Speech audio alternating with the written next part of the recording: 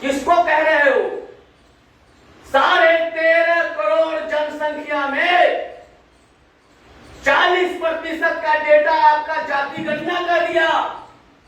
और तब जब हमारे अति पिछड़ा के लोग जाति ही नहीं लिखाते हैं, सबको बड़ा बनने की बीमारी है, जात नहीं बताएंगे, तब भी डेटा आया 36 से 40%। तमाम विद्वान यहां बैठे हुए हैं। डेटा का कलेक्शन कैसे हुआ है हमारे समाज का, 0 में हमको 25 पर कैसे लाके रखा है। हमारे छोटी छोटी जातियों को इन लोगों ने किस तरह से डिस्क्रिमिनेशन किया है, किसी से छुपी हुई है क्या? तो साबित होता है कि हम 40 नहीं है, 50% है। और जब हम 50% है तो हे 50% के नायकों, तुम्हारा नेता कौन है? तुम्हारा नेता 14% है, डूब के मर जाओ। तुम्हारा नेता 3% वाला है, इसमें भी डूब के मर जाओ। और बार बार जब ये इस धरती की बात आती है ना, समाजवाद की धरती मधेपुरा,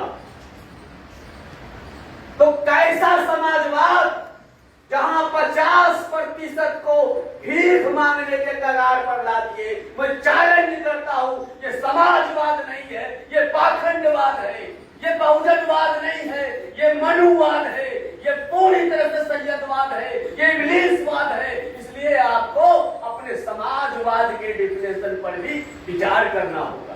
ये कैसा समाजवाद है जहां हमारे लोहिया के तमाम वारिस किराई मुसर रहता है इसी मधेपुरा में, लेकिन 10 कदम में वो समाजवाद नहीं दिखाई पड़ता है। वो समाजवाद कैसा है जहां बड़े बड़े भव्य तरीके से हम यहाँ पर बड़ा बड़ा बिल्डिंग खड़ा करते हैं, नाम सींचते हैं, मुख्यमंत्री हेलीकॉप्टर से गड़गड़ करके उतरता है, लेकिन उसी जगह 10 हाफ किलोमीटर नहीं मेरे साथी, 10 कदम पर किराए मुसर नहर के किनारे लेता हुआ है लोहिया का वो वारिस जिसने पूरी तरह से समाजवाद बताया था।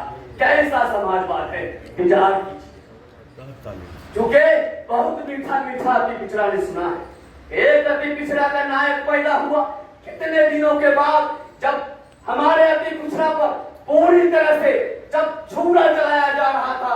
एक बिहार का बेटा, एक कर्पूरी का वारिस, एक कर्पूरी का संतान खड़े होकर कहा, खबरदार, हम किसी भी सूरत में अति पिछड़ा की हकमारी नहीं होने देंगे। उनका नाम रामबली चंद्रवंशी। वो नायक आज आपके मधेपुरा के धरती पर है।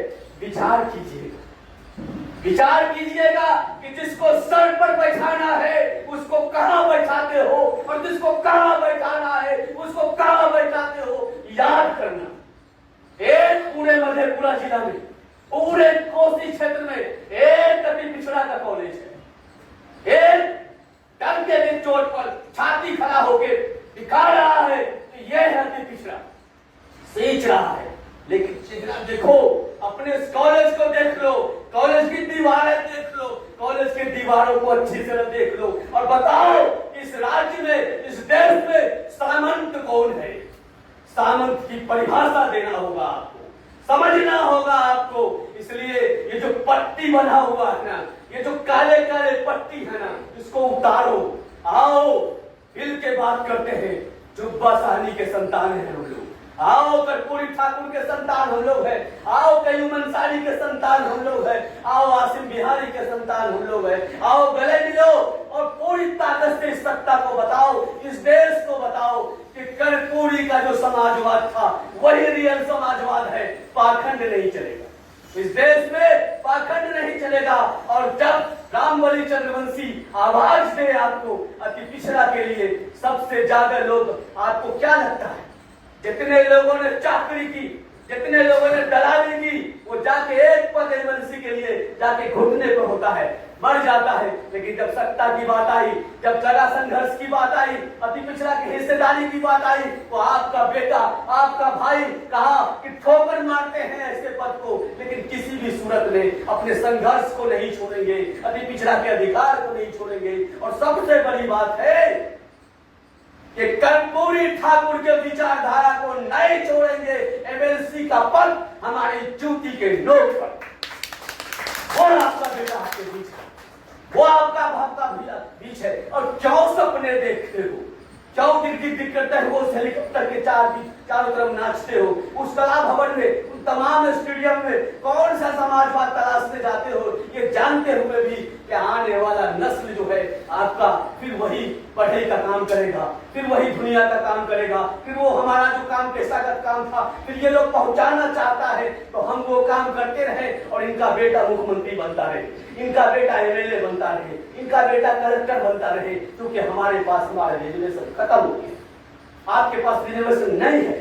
कोई व्यक्ति अगर रिजर्वेशन की बात करने आपके पास आता है तो उसको साफ समझिए वो आपको बेवकूफ बनाता है। और ये बेवकूफ बनाने का आंख से वो तमाम पर्दे का खींचने का जिसने बीड़ा उठाया है उनका नाम रामबली चंद्रवंशी है। ऐसे साथी को आप सलाम कीजिए, ऐसे साथी को बताइए और तालियों की गड़गड़ाहट से दाबित कीजिए हाथ उठा करके, रामबली चंद्रवंशी मत घबराना, हम तुम्हारे साथ हैं। रामबली चंद्रवंशी मत घबराना, हम तुम्हारे के साथ हैं। तो बोलिए, नारा दीजिए और बताइए मधेपुरा की धरती से, किराए मुसर की धरती से, ये बता दीजिए पूरी दुनिया को कि रामबली चंद्रवंशी आपको घबराने की जरूरत नहीं है। कि पूरा बिहार आपके साथ खड़ा है, अति पिछड़ा हुआ पूरा समाज आपके साथ खड़ा है, हर शोषित वंचित तबका आपके साथ खड़ा है, ये पूरी लड़ाई आपके साथ खड़ा है। इसलिए मेरे साथियों, मेरे दिल के करीब हैं आप, कभी भी अलग नहीं है। और पूरी ताकत के साथ जो हमारे साथियों ने सुझाव दिया है कि पंचायत के स्तर पर हम लोग जाएंगे, मजबूती से अपने समाज को बताएंगे और अति पिछड़ा जब 50% है तो 50% का मुख्यमंत्री होगा ना, राजा 50 होगा ना, क्योंकि संख्या जिसकी जितनी भारी है उसकी उतनी हिस्सेदारी होगी। तो जब हम 50% हैं, कि कौन सा मुख्यमंत्री का डायलॉग सुनते रहते हैं, ये मुख्यमंत्री बनेगा, अभी चुनाव आने वाला है, सब मुख्यमंत्री बनेगा, सब मुख्यमंत्री बनेगा, लेकिन बनेगा किसके वोट से, बनेगा किसकी ताकत से, इसी ताकत से बनेगा। तो यहाँ बैठा हुआ है मेरे नायकों, मेरे लीडरों, हम आपसे आह्वान करते हैं, हाथ जोड़ करके आपसे कहते हैं कि अगर ये मंडल की धरती है और क्या मिला है पता है, और अगर ये किराए मुसर की धरती है क्या हुआ है पता है, तो खड़े हो जाओ और फिर देश को बताओ कि 50% का समाज इस बार बिहार की सत्ता पर काबिज होगा, 50% का समाज प्रतिनिधित्व करेगा। बहुत हो गया 13%, बहुत हो गया 3%, बहुत हो गया 2%, लेकिन मेरे साथियों ये कर्पूरी का समाजवाद है, ये लोहिया का समाजवाद है, ये यहाँ पर डिस्क्रिमिनेशन नहीं है। अगर हमारे समाज का 0% का भी व्यक्ति अगर कोई व्यक्ति होगा तो वो बराबरी का हक रखता है। क्यों? क्योंकि इस देश में बाबा साहब अम्बेडकर का संविधान है, हम सब बराबर हैं और हम सब बराबर में मजबूती से आपके साथ खड़े हैं। इसलिए मैं फिर से और खास करके एक खूबसूरत संचालन करने के लिए आलोक जी को मैं धन्यवाद देता हूँ। मैं पिछले दो बार आलोक जी से मिलने के लिए मैं आया था, मैं इनके आखिर